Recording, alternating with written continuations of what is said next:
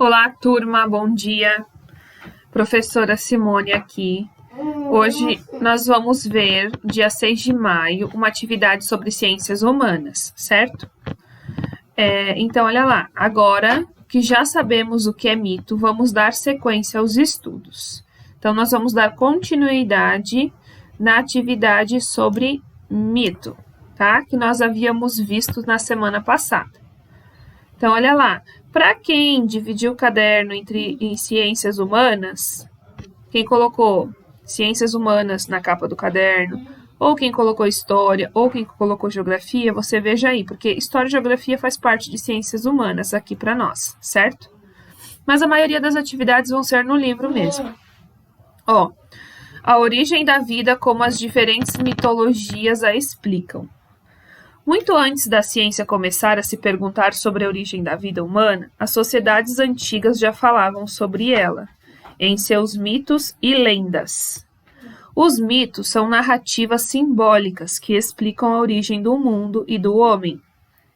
Eles são encontrados em quase todas as culturas, e apesar de hoje pensarmos nesses mitos como histórias fantasiosas, cada comunidade as considera como um relato sagrado, que transmitia a verdade absoluta.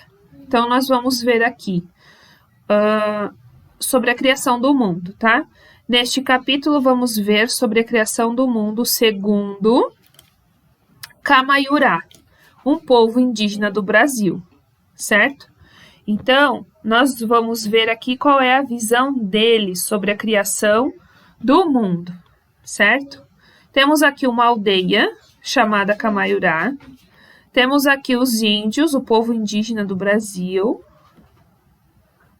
E aqui embaixo diz o seguinte: vamos ler o texto e realizar as atividades da página 46. A origem dos Camaiurá. E página 47, sobre outros povos e o mito de outro povo aqui, ó, Mavutissimin, certo? Ó, antes de continuar, então eu já peço que vocês peguem aí o livro APS, tá? Aprender Juntos, do 5º ano de Ciências, História e Geografia. Abram lá na página 46, nós vamos ver a 46 e a 47.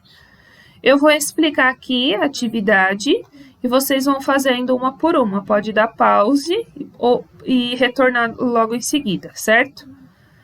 Aqui, então, nós temos uma imagem, tá? Do povo Brasil Xingu, índios de Camaiurá, certo? E aqui eu tenho um pequeno texto, ó, falando sobre a origem deles, certo? Não vou fazer a leitura aqui com vocês, é um texto curto, fácil de entender, a forma como eles descreviam a origem do mundo, a origem dos seres humanos. Eles atribuíam, então, essa origem a um herói, certo? Esse herói era considerado o antepassado de todos que faziam parte daquele povo. E, através das narrativas, das falas, dos atos desse herói, resultaram a criação da humanidade, tá? Os seres humanos eram conhecidos como seres importantes para a sobrevivência, como o domínio... Aqui fala que os seres humanos conheciam...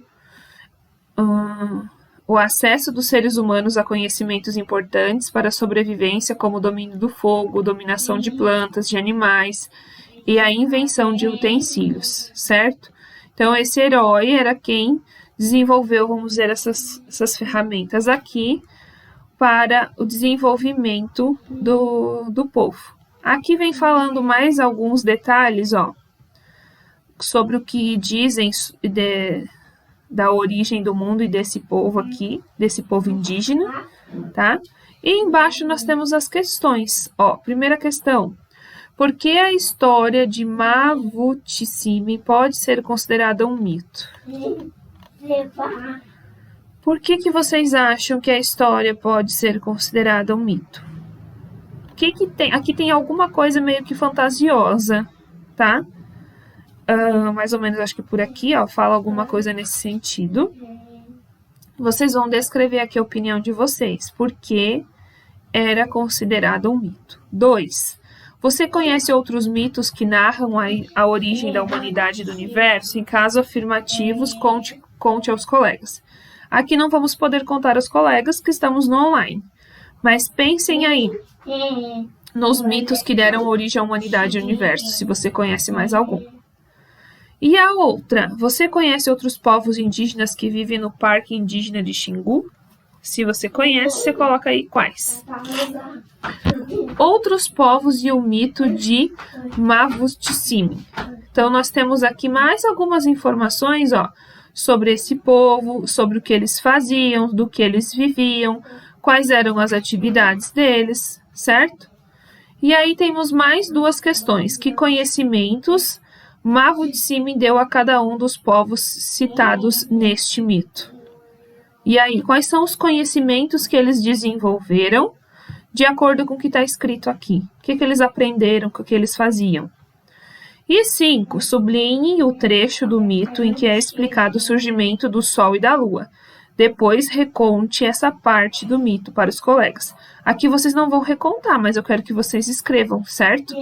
Então, a número 5 é para escrever. Sublinhar primeiramente no texto o trecho do mito em que é explicado a origem do Sol e da Lua.